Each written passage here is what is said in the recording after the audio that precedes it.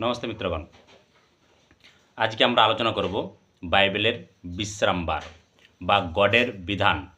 গডের যে বিধান ছিল সেই বিধানে যাত্রা পুস্তক 20:9-10 আপনারা যদি পড়েন তাহলে বুঝতে পারবেন বিশ্রামবারের দিনে কোনো কাজ করা চলবে না। টু দ্য পয়েন্ট, বিশ্রামবারে কোনো কাজ করা চলবে না, তার আগের দিনে আপনারা যে পারবেন করবেন। যাত্রা পুস্তক 35:3 বিশ্রামবারের দিনে আগুন শুদ্ধ জ্বালানো চলবে না।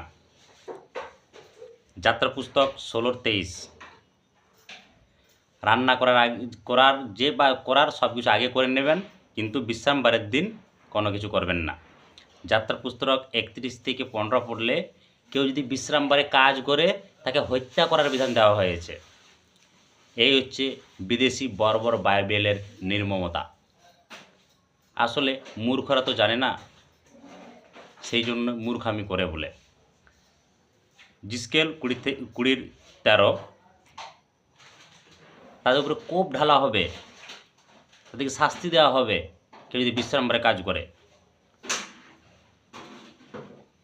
এবং যাত্রা পুস্তক 16:29 বলা হয়েছে বিশ্রামবারে কেউ বাইরেও বেরোতে পারবে না বাড়ি থেকে।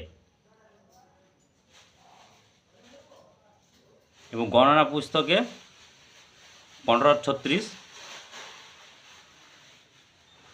তাদেরকে হত্যা করার বিধানও দিয়েছে।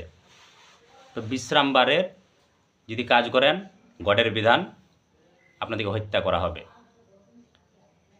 তো বাইবেলের গডেরা যারা যিশুর মত চালাতে চাইবেন গডের বিধান ছেড়ে, তারা দাবি করবে যে বিশ্রামবারে কাজ করা চলবে, কারণ যিশু গডের আইনকে অমান্য করেছিল।